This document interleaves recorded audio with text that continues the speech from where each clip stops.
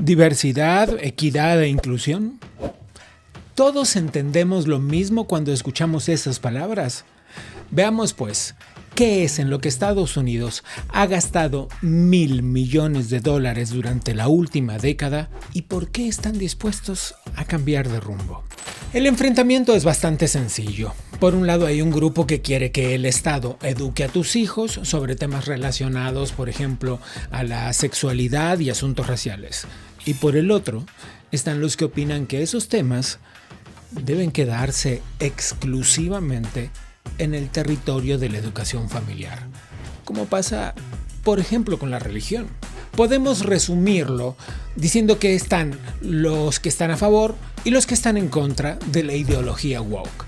Algunos críticos sostienen que los programas de diversidad, equidad e inclusión pueden exacerbar tensiones raciales e incluso ser bastante excluyentes.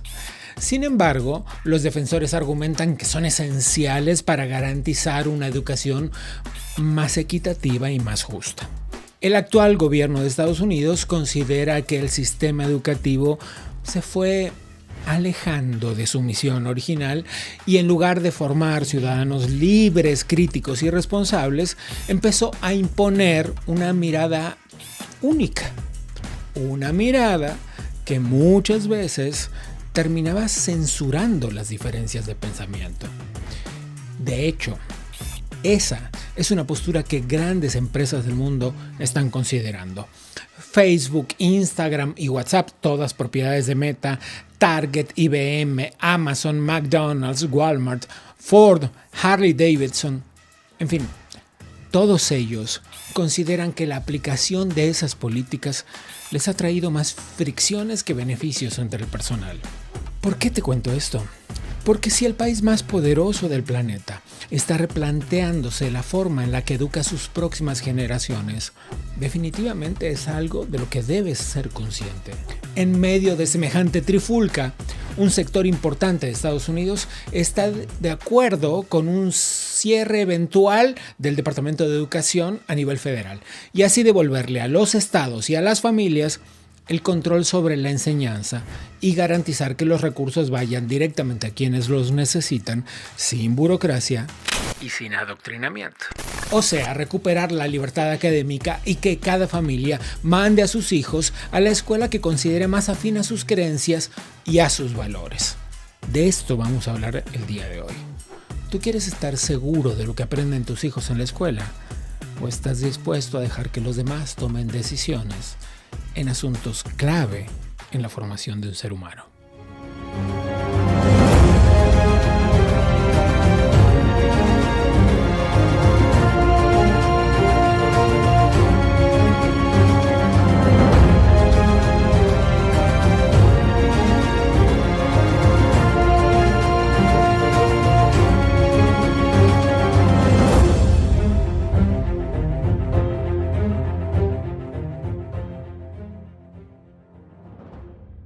¿Cómo te va? Soy Gabriel Bauduco y a nombre del Adam Smith Center for Economic Freedom te doy las gracias por acompañarnos hoy. Te pido que te suscribas al canal, que le des clic a la campanita, que nos dejes un like y que nos comentes.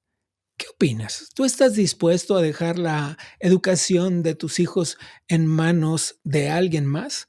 ¿Tú estás dispuesta a que la formación integral sobre valores de tus hijos esté en manos de la escuela o prefieres hacerlo tú misma? Creo que ese es el tema de conversación en el programa de hoy. Vamos a conversar con Paul Renner. Paul Renner fue presidente de la Cámara de Representantes de la Florida con un especial interés en la materia educativa. ¿Usted cree que el presidente tiene los votos necesarios porque esta reforma debe pasar por el Congreso de Estados Unidos? Well, in Florida, we don't have the filibuster, which the federal government and the Senate, they continue that tradition of requiring 60 votes. And of course, the Republicans don't have 60 votes. So they would have to have Democrats go along with them to make policy changes that don't fall under this idea of reconciliation. And I'm not an expert on reconciliation, but in general, these are budgetary type issues. And that big, beautiful bill that they're working on between the House and Senate could include, and I would suspect would include, an effort to try to tie the money that would come out of the Department of Education with the policy of shutting it down. I think certainly they can defund the Department of Education, which is to say, not pay the employees, not continue to keep the lights on there, but whether they can actually formally pull it down, formally, take it out of the law, may or may not, depending on the parliamentarians, the parliamentarian in the Senate, that is, reside in that person's decision about whether it can be done through reconciliation or not. And if it's not, I suspect that Democrats are going to oppose this because they want to control things at the federal level. En su experiencia, ¿de qué manera podría afectar este recorte presupuestal en el desempeño de los estados para tener el poder de dirigir la educación? If education shuts down, then what I would expect is if not all of the money, some of that money will now flow through in the form of a block grant or some way in that respect. Obviously, it will not change things like Title I, for kids that are on free or reduced lunch. That's not what's being proposed. It's just the building and the people in the building and all that bureaucracy to be closed down. The federal government can continue to do things that fund education, but the states and even the locals should determine the application of those resources within some limits. And so I'm hopeful that they will give us the greatest flexibility possible. I would prefer that all money be spent at the state and local level and no money or have the federal government involved in any way, shape, or form at the federal level. But I don't think they'll go that far. I think that would be unlikely. But I do hope they'll send more money our way that we can then apply to comply with federal regulations in a way that makes the most sense for Florida and the Florida education system. ¿Por qué usted cree que el Departamento de Educación se debe eliminar del nivel federal? Well, quite simply, it's not the role of the federal government to be involved in education. And, if you look at the Constitution, and there's been no amendment with respect to education, or frankly, healthcare is another area where Obamacare lifted a lot of control away from states to regulate in healthcare to the federal government.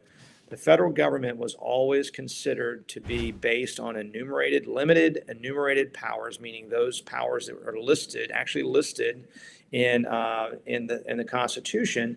And that those are things like the military, making sure the postal system works, making sure there's some, interchange where states aren't taxing each other or tariffing each other within trade among states or the federal authority. But through court decisions and a long history, it's grown to be whatever they want it to be, and they continue to draw away power from we the people, those of us at the bottom of the pyramid, up into a point at the top of the pyramid. And the idea there is you don't want people who have never been to Florida, who don't know the issues in Florida, to make decisions for the people of Florida. And so this idea of subsidiarity is the term that was used, is that the government closest to the people governs that people better than those that are sitting in a capital far, far away. Permítame continuar hablando sobre la educación, que es un tema en el que usted ha puesto especial interés a lo largo de su carrera legislativa. Con esta idea de la expansión de la libertad educativa, usted ha propuesto cosas interesantes que tienen que ver con un sistema de vouchers para que los alumnos puedan elegir y casi que personalizar su educación. Por favor, cuénteme de eso. Well, I think this is a change in education that will continue to improve education for generations. I think it's a generational reform and positions Florida to be among the very best educational systems in the country. And let me explain why. First of all, we adopt the principle that public education is to provide for every student financial support in the form of this voucher. So every child universally receives the same amount of money. It's around $8,000, and they can use that for a multitude of purposes. The one that we had used previously was kids that wanted to leave a public school and go to a private school could carry that voucher and apply it to tuition alone at that private school and then pay whatever the difference might be. This reform is much broader than that and allows for full customization. So let's say you're a homeschool student, but you want to receive some instruction in physics or chemistry, which requires some expense of laboratories and things of that nature. You could actually contract with your local public school to go one day a week. Maybe you go every Wednesday or every Thursday to go to a physics course. And it could actually contract between the parent and the school to receive that education in a traditional public school format. Or you could go to a charter school, or you could take that same instruction and go to a private school. You could go 4 days a week to a private school, but one day to a public school. So it's fully customizable, so that the idea central to this reform is that every child learns differently, and every child and every parent has a fundamental right to send their child and deliver an education that best fits their needs. Even brothers and sisters learn differently. Eso podría significar una revolución en la educación, es decir, la idea de personalizar el aprendizaje de acuerdo, a veces no solo los intereses, sino las capacidades de cada alumno, y crear seres humanos mucho más eficientes en su aprendizaje. Muchas veces tenemos la idea de que tenemos un panorama general, pero poca especialización. Eso sería una gran cosa, Speaker. Em, Quisiera, por último, dos cosas. La primera decir es, usted es un orgulloso alumno de la educación pública y en consecuencia lo ha hecho poner especial interés en la reforma del sistema educativo. ¿Cree que verá sus objetivos cumplidos? I know. I'm proud of public education as well. I was a public school kid. My mother was a public school teacher. You know, during my time as speaker, we dramatically, I think, over $1 billion extra money to raise teacher salaries in our public schools. And so we do value our public schools. We also made reforms to take away some things that may be holding them back from a regulatory standpoint. And so these are things that we ought to do to make sure that every school is functioning at its highest level. In school choice, one of the benefits of school choice is because of that competition, it has made our public schools also better. We see exciting things in our public schools. For example, here in Miami-Dade, where I'm sitting today, there's a conversion of a public school to begin to use the classical education model, which is a model that I'm a big fan of. I think it's very much going to be part of our future. Schools in Indian River County as well as Sarasota County are also looking at changing an existing public school, and it will still be public, but taking a model that goes back to the Greeks and the Romans and the early Christian church, and really the deepest foundations of Western civilization, of what it means to be a free people, what it means to study truth and beauty and goodness, so that education lifts us up. It's not simply about checking boxes, but it actually makes you a fundamentally better person, a moral person. And we want to make sure through education we're transmitting our values that will continue to allow us to thrive in the future. Por último, usted ha pedido información sobre los alcances de los programas de DEI, de diversidad, equidad e inclusión en las escuelas públicas, con el objetivo de comprender qué tanto se ha extendido estos programas con el uso de recursos públicos. Algunas personas opinan que remover los asuntos de diversidad, equidad e inclusión del sistema de educación público atenta contra las libertades. Me gustaría preguntarle cuál es su perspectiva política de este asunto. Product DEI is first and foremost an example of the ideological capture of our universities. And so it is also an example of what we see, the Orwellian idea, if you've read 1984, where the Ministry of Peace was actually the Ministry of War, where things are called one thing that actually mean another. And in this case, when they talk about diversity, they're really talking about conformity of thought. We believe in diversity of thought, that all ideas, if you're going to teach Karl Marx, you should also teach Adam Smith. And I'm here at the Adam Smith Center today where I'm speaking to you, but and also apply those ideas to how they have worked for real people when they've been put into practice. And in the one case, in the case of Marxism, it has led to prison, poverty, and death. And in the case of Adam Smith, it has lifted more people out of poverty for the free markets and economic freedom than any other system ever known by man. And so this is what we want on the college campuses. We want diversity of thought. The DEI, or the diversity in DEI, is really about conformity. The equity is about picking winners and losers and grouping people into two groups of oppressor and oppressed. And again, this is kind of a Marxist notion that there are certain groups that have been oppressing us, whether it's based on class. Absolutamente. And these types of concepts, which is absolute garbage, and it comes straight out of the same people who, again, have driven us into poverty, prison, and death in Cuba, in Venezuela, in Russia, and the list goes on. And the idea that we're going to try it again in a different format and it's going to work marvelously is just not going to happen. And so it is the right thing for us to do to end ideological capture on campus, and DEI is nothing more than a pernicious trap for students to teach them one form of ideology at the exclusion of every other form of thought, and that is intolerable. It's the exact opposite of what universities are stood up and meant to be. That is not their purpose. It is the opposite of their purpose, and I'm glad we ended it. We ended the funding for it. We also said that professors are not going to be forced when they interview for a job to fill out forms determining whether they are on board or not with the ideological orthodoxy of DEI. Again, that is not what a university is designed to do. We believe in intellectual freedom and academic freedom, but that means freedom for everyone, not just one side of the issue. Y por cierto, no hay nada más diverso que la idea de personalizar la educación. Muchas gracias, Speaker Runner. It's great to be with you. Muchas gracias.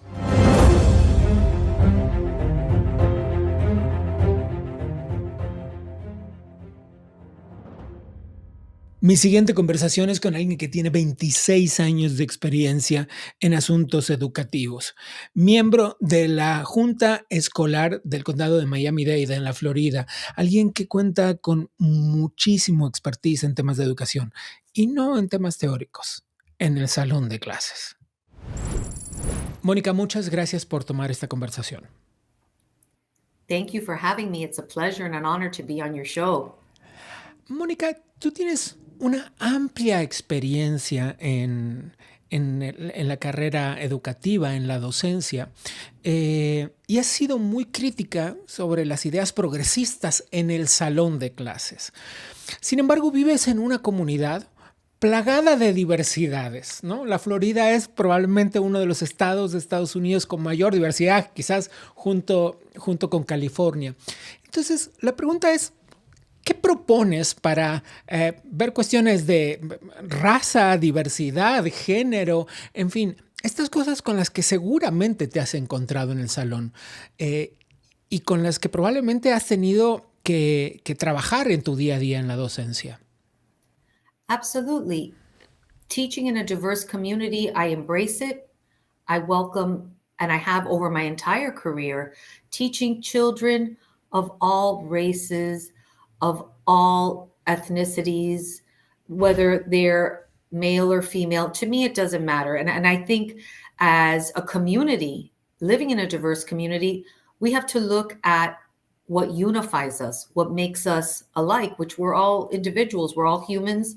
We all have in common that we want to do what's right, what's good, what's true. So that is what's most important to me as an educator and as someone that's had 26 years of experience in the classroom. Es muchísimo tiempo. Y durante estos 26 años en la docencia, ¿has visto que los programas de diversidad, equidad, inclusión han sido efectivos de alguna forma o no?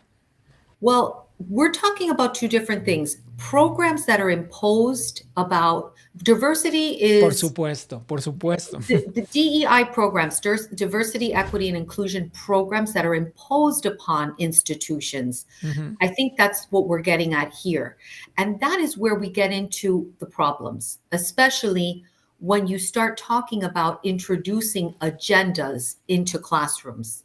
And that is a way that it has, through the guise of diversity, equity, and inclusion. I'm not talking about having different people of different races, of different ethnicities. That's something different. This is taking away the diversity of thought, the diversity of discussion, mm-hmm. and trying to have everyone think the same way. And that is what I have a problem with.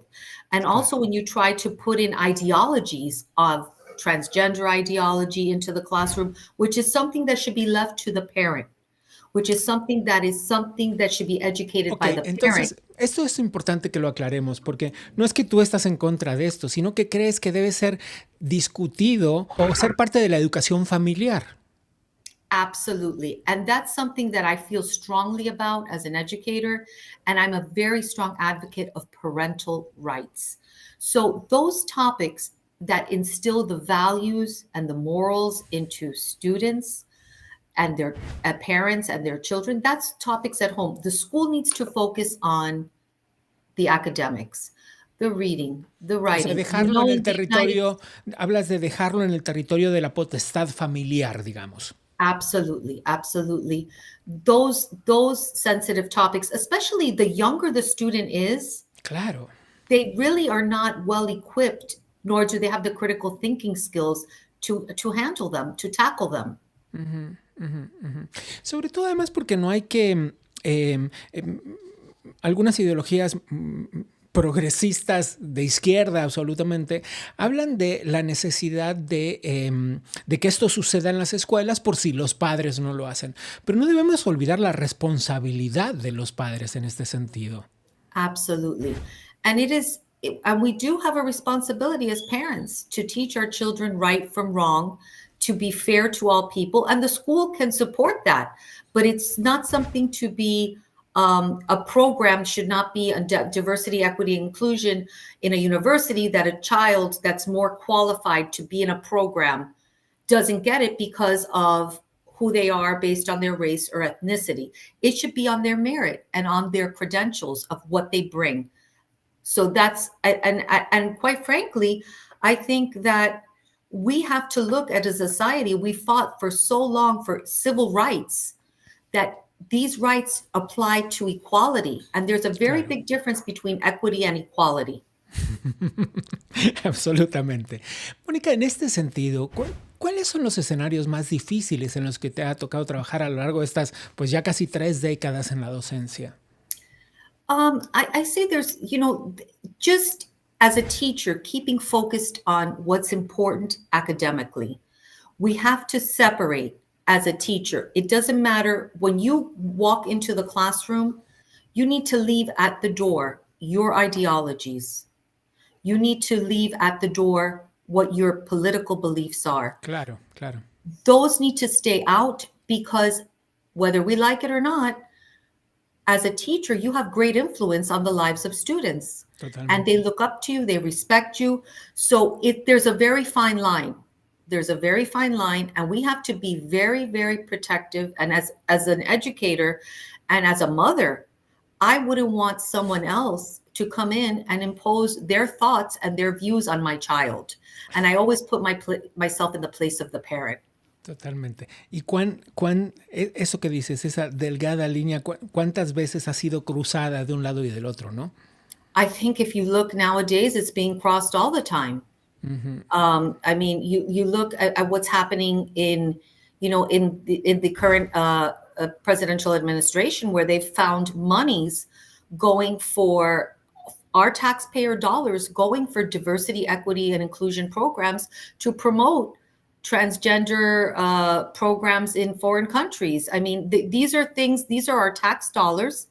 These are things that people, whether you agree or disagree with them, should not be funded by the federal government, by our hardworking tax dollars. Ese es un gran punto. Los legisladores han denunciado que los fondos públicos fluyen enormemente en el sentido de estos programas de DEI. ¿A ti te consta como docente? ¿Lo has visto? Well, right now, in my position as a school board member, there is an executive order that was signed by the president that if there is any schools engaging in DEI, they can jeopardize losing their federal funding. So that is very important, that we cannot, and this has been coming for years and years and years. This is not something that DEI just didn't occur overnight. It's been a movement over many years, And now it's being exposed for what it is. It had a pretty little name. And quite frankly, we need to look at what it has done. I think we need to focus on unity, not division. And DEI, unfortunately, for many times, it can cause division. Sí, totalmente. Te conozco, he conversado contigo muchas veces y sé que eres una persona respetuosa de la otredad, de los otros. Y sé también que has enfrentado muchos desafíos en la carrera docente con estos asuntos. Entonces, para cerrar, quisiera pedirte un consejo, Mónica, sobre cómo ser respetuosa de la diversidad, de la raza, del género, de la religión, de las ideologías políticas, de la diversidad completa en la gran expresión de la palabra, manteniéndote como docente sin avasallar las libertades. Respect everybody. Engage in discourse and debate. Do so respectfully and be open to a person that has a different point of view and listen to why. Don't just shut them down. Claro, totalmente. Es Mónica Colucci. Muchísimas gracias.